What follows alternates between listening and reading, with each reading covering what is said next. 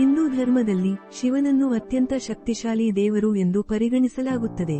ಶಿವನು ಸರಳತೆ, ತ್ಯಾಗ ಮತ್ತು ಜ್ಞಾನದ ಸಂಕೇತ. ಕೆಲವು ರಾಶಿಚಕ್ರ ಚಿಹ್ನೆಗಳು ಶಿವನಿಗೆ ತುಂಬಾ ಪ್ರಿಯವಾಗಿವೆ ಎಂದು ನಂಬಲಾಗಿದೆ. ಈ ರಾಶಿಯವರು ಶಿವನನ್ನು ಪೂಜಿಸಿದರೆ ಅವರ ಜೀವನದಲ್ಲಿ ಸುಖ, ಶಾಂತಿ ಮತ್ತು ಸಮೃದ್ಧಿ ನೆಲೆಸುತ್ತದೆ. ಶಿವನಿಗೆ ಪ್ರಿಯವಾದ ರಾಶಿಗಳು. ಮೇಷರಾಶಿ. ಮೇಷರಾಶಿಯ ಅಧಿಪತಿ ಮಂಗಳ. ಮಂಗಳನನ್ನು ಶಿವನ ಅಂಶವೆಂದು ಪರಿಗಣಿಸಲಾಗುತ್ತದೆ. ಈ ರಾಶಿಯವರು ಧೈರ್ಯಶಾಲಿಗಳು ಮತ್ತು ನಿಸ್ವಾರ್ಥಿಗಳು. ಮಹಾಶಿವರಾತ್ರಿಯಂದು ಶಿವನನ್ನು ಪೂಜಿಸಿದರೆ ಅವರ ಎಲ್ಲಾ ಕಷ್ಟಗಳು ದೂರವಾಗುತ್ತವೆ. ಕುಂಭರಾಶಿ. ಕುಂಭರಾಶಿಯ ಅಧಿಪತಿ ಶನಿ. ಶನಿಯು ಶಿವನ ಭಕ್ತ. ಈ ರಾಶಿಯವರು ಪ್ರಾಮಾಣಿಕರು ಮತ್ತು ನ್ಯಾಯಪ್ರಿಯರು. ಶಿವಲಿಂಗಕ್ಕೆ ನೀರನ್ನು ಅರ್ಪಿಸಿದರೆ ಶಿವನು ಸಂತೋಷಪಡುತ್ತಾನೆ. ಮಕರ ರಾಶಿ. ಮಕರ ರಾಶಿಯ ಅಧಿಪತಿ ಶನಿ. ಈ ರಾಶಿಯವರು ಕಠಿಣ ಪರಿಶ್ರಮಿಗಳು ಮತ್ತು ಶಿಸ್ತುಬದ್ಧರು. ಶಿವನು ಈ ರಾಶಿಯವರ ಭಕ್ತಿಗೆ ಮೆಚ್ಚಿ ಕೃಪೆ ತೋರುತ್ತಾನೆ. ತುಲಾ ರಾಶಿ. ತುಲಾ ರಾಶಿಯ ಅಧಿಪತಿ ಶುಕ್ರ. ತುಲಾ ರಾಶಿಯವರು ಶಿವನ ವಿಶೇಷ ಭಕ್ತರಾಗಿರುತ್ತಾರೆ. ತುಲಾ ರಾಶಿಯವರು ಶಿವನನ್ನು ಪೂಜಿಸುವುದರಿಂದ, ಆತನ ಮಂತ್ರಗಳನ್ನು ಪಠಿಸುವುದರಿಂದ ಶಿವನ ಸಂಪೂರ್ಣ ಆಶೀರ್ವಾದವನ್ನು ಪಡೆದುಕೊಳ್ಳಬಹುದು. ವೃಷಭ ರಾಶಿ. ಈ ರಾಶಿಯ ಸ್ವಾಮಿ ಗ್ರಹ ಶುಕ್ರ ಆಗಿದ್ದು, ಶುಕ್ರ ಮತ್ತು ಶಿವನಿಗೆ ವಿಶೇಷ ನಂಟು ಇದೆ. ವೃಷಭ ನಂದಿಯ ರೂಪದಲ್ಲಿ ಶಿವನಿಗೆ ಬಹಳ ಪ್ರಿಯ. ಇದರಿಂದಾಗಿ ಈ ರಾಶಿಯ ಜನರಿಗೆ ಶಿವನ ಅನುಗ್ರಹ ಹೆಚ್ಚಿನ ಪ್ರಮಾಣದಲ್ಲಿ ದೊರಕುತ್ತದೆ. ಇವರಿಗೆ ಭಕ್ತಿ ಮತ್ತು ಶ್ರದ್ಧೆ ಸ್ವಾಭಾವಿಕವಾಗಿ ಬರುತ್ತದೆ. ಶಿವನನ್ನು ಪ್ರೀತಿಸುವವರು ರುದ್ರಾಭಿಷೇಕ, ಶಿವನ ನಾಮಸ್ಮರಣೆ, ಮಹಾಮೃತ್ಯುಂಜಯ ಮಂತ್ರ ಜಪ ಮಾಡುವವರಾಗಿರುತ್ತಾರೆ. ಮೀನರಾಶಿ. ಮೀನ ರಾಶಿಯವರು ಸಾಮಾನ್ಯವಾಗಿ ಭಕ್ತಿಭಾವಿಯಿಂದಿರುತ್ತಾರೆ.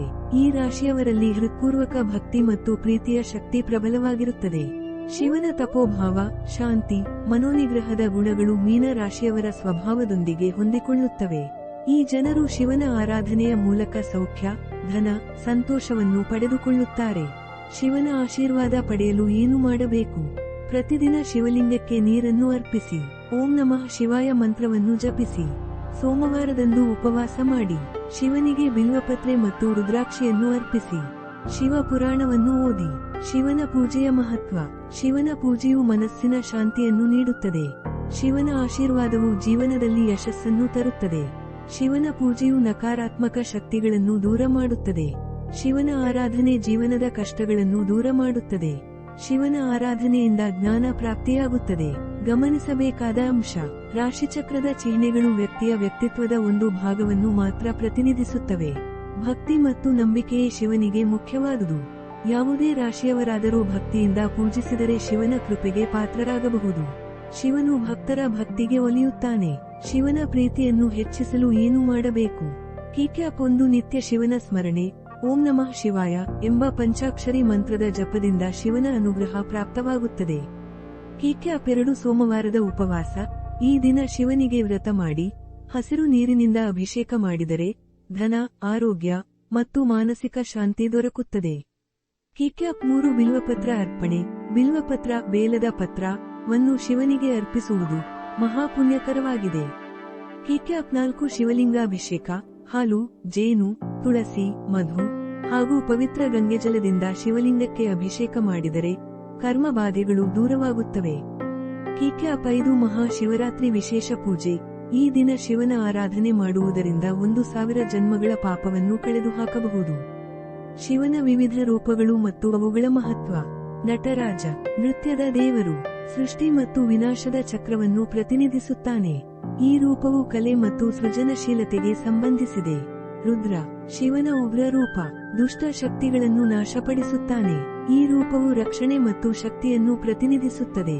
ಮಹಾದೇವ ದೇವರ ದೇವರು, ಎಲ್ಲಾ ದೇವತೆಗಳಿಗಿಂತ ಶ್ರೇಷ್ಠ. ಈ ರೂಪವು ಸರ್ವಶಕ್ತ ಮತ್ತು ಸರ್ವವ್ಯಾಪಿಯನ್ನು ಪ್ರತಿನಿಧಿಸುತ್ತದೆ. ಶಂಕರ ಶುಭವನ್ನುಂಟುಮಾಡುವವನು. ಈ ರೂಪವು ಕರುಣೆ ಮತ್ತು ಆಶೀರ್ವಾದವನ್ನು ಪ್ರತಿನಿಧಿಸುತ್ತದೆ. ಭೋಲೆನಾಥ್ ಸರಳ ಹಾಗೂ ಭಕ್ತರಿಗೆ ಸುಲಭವಾಗಿ ಒಲಿಯುವವನು. ಈ ರೂಪವು ಭಕ್ತಿಯನ್ನು ಪ್ರತಿನಿಧಿಸುತ್ತದೆ. ಶಿವನು ಎಲ್ಲಾ ಭಕ್ತರನ್ನು ಪ್ರೀತಿಸುತ್ತಾನೆ. ಆದರೆ ಮೇಲಿನ ರಾಶಿಯವರು ಶಿವನಿಗೆ ಹೆಚ್ಚು ಪ್ರಿಯರಾಗಿದ್ದಾರೆ ಎಂದು ನಂಬಲಾಗಿದೆ.